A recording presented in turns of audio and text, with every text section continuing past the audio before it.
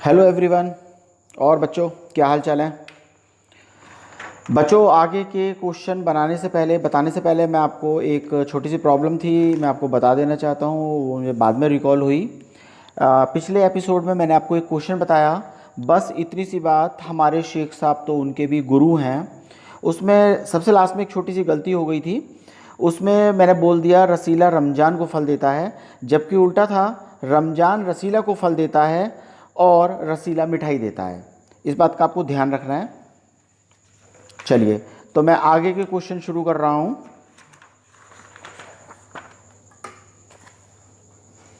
Question है, भैया गुनाह का फल मिलेगा या नहीं, यह तो भगवान जाने, पर ऐसी ही कमाई से कोठियों में रहते हैं और एक हम हैं, परिश्रम करने के बाद भी हाथ में कुछ नहीं आता। उपयुक्त कथन किसने, किससे और कब और क्यों कहा?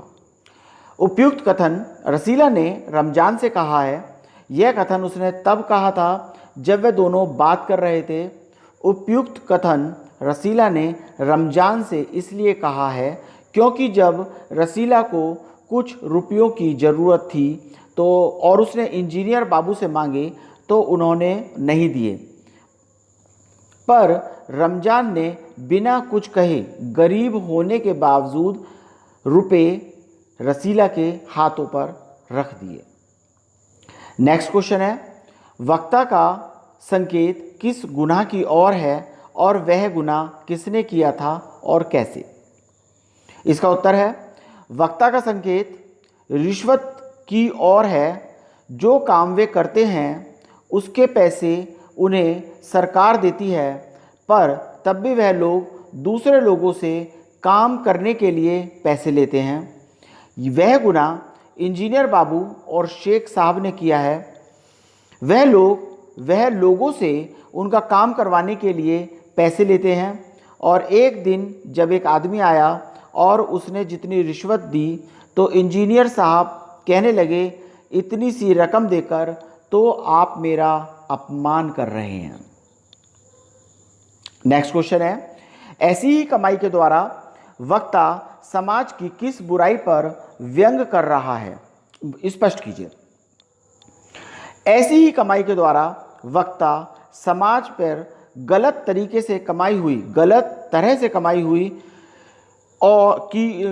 से कमाई हुई संपत्ति या धन की ओर व्यंग कर रहा है। वक्ता कहता है कि बिना कुछ करे इन्हें पैसे मिलते हैं, और जबकि वक्ता यानी कि रसीला पूरे दिन मेहनत और परिश्रम करता है और उसके हाथ में महीने के बाद कुछ ही पैसे सामने आते हैं।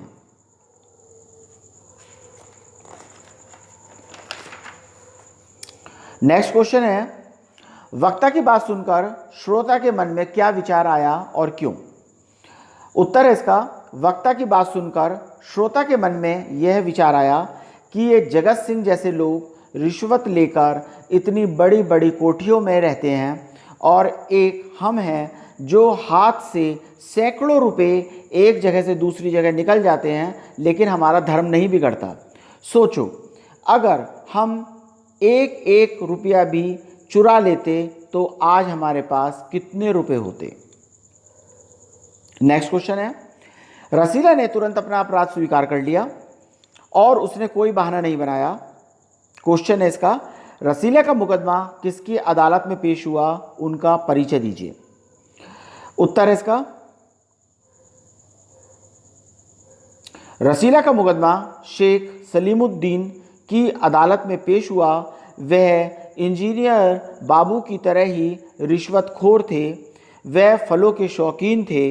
वे इंजीनियर बाबू के दोस्त भी थे। मियाँ रमजान उन्हीं के यहाँ चौकीदारी करते थे। जिला मजिस्ट्रेट शेख सलीमुद्दीन इंजीनियर बाबू के पड़ोस में भी रहते थे, उनके पड़ोसी भी थे। अगला क्वेश्चन, रसीला का क्या अपराध था? उसने उसे तुरंत स्वीकार कर लिया। इससे उसके चरित्र की किस विशेषता की ओर संकेत होता है? रसीला का यह अपराध था कि जब इंजीनियर साहब ने उससे मिठाई मंगाई, 5 रुपए की मिठाई मंगाई, तो रसीला ने 4.5 रुपए की मिठाई खरीदी और अठन्नी बचा ली और इस 98 को उसने रमजान को दे दिया और सोचा कि उसका कर्ज उतर गया। इस तरह से इंजीनियर बाबू के उसने 8 आने यानी कि 50 पैसे चुरा लिए और यही उसका अपराध था। उसने अपना अपराध तुरंत स्वीकार इसलिए कर लिया क्योंकि वह एक और अपराध करने की हिम्मत नहीं जुटा पाया। अब इससे उसकी विशेषता का पता चलता है कि वह एक सरल व्यक्ति था। वो चोरी से डरता था, लेकिन गलती से वो चोरी कर बैठा। वह ईमानदारी से गरीबी में रहकर अपना घर चला रहा था, किंतु इंजीनियर साहब को रिश्वत लेता देखकर उसका मन भी डोल गया, उसका मन भी हिल गया और उसने 5 रुपये में से 50 पैसे की चोरी कर ली।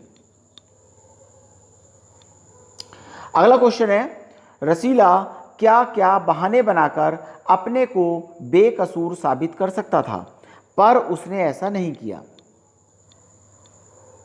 रसीला यह कर सकता था कि वो ये कह सकता था कि मैं नौकरी नहीं करना चाहता, इसलिए इंजीनियर साहब हलवाई से मिलकर मुझे फंसा रहे हैं।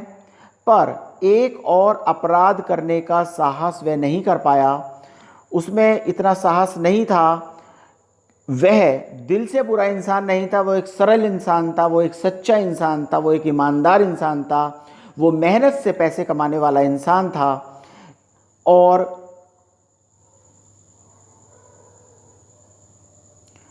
वह चाहता तो और भी अन्य प्रकार के बहाने बना सकता था। अगला क्वेश्चन है, रसीला को कितनी सजा हुई और न्याय व्यवस्था पर टिप्पणी कीजिए। रसीला को उसके अपराध की 6 महीने की सजा हुई, जो शेख सलीमुद्दीन ने उनको सजा दी। चोरी पकड़ी गई तो अपराध हो गया और असली अपराधी तो बड़ी बड़ी कोठियों में बैठकर दोनों हाथों से धन बटोर रहे हैं। रिश्वत लेने के बावजूद भी उन्हें कोई अपराधी साबित नहीं कर पाता और ना ही उन्हें सज़ा मिलती है और ना ही उनको कोई पकड़ पाता है। नेक्स्ट क्वेश्चन है, फैसला सुनकर रमजान की आंखों में खून उतर आया। रमजान कौन था, उसका परिचय दीजिए। रमजान जिला मजिस्ट्रेट शेख सलीमुद्दीन के यहाँ नौकर था। रसीला और रमजान बहुत अच्छे मित्र थे। रमजान गरीब था, परंतु जब रसीला को पैसों की ज़रूरत पड़ी तो किसी ने भी उसकी सहायता नहीं की। जिनके यहाँ वो नौकरी करता था, इंजीनियर साहब के यहाँ नौकरी करता था, उन्होंने भी उसकी मदद नहीं करी। लेकिन रमजान ने गरीब होने के बावजूद रसीला की मदद की। नेक्स्ट क्वेश्चन है, फैसला किसने सुनाया था, उसकी चारित्रिक विशेषताओं पर प्रकाश डालिए। फैसला रमजान के मालिक जिला मजिस्ट्रेट शेख सलीमुद्दीन ने सुनाया था। वह तो खुद ही बहुत बड़े रिश्वतखोर थे। वह तो बाबू जगत सिंह के भी गुरु थे। वैसे तो उन्हें न्यायप्रिय कहा गया है, परंतु इसके बावजूद वह रिश्वत लेते थे।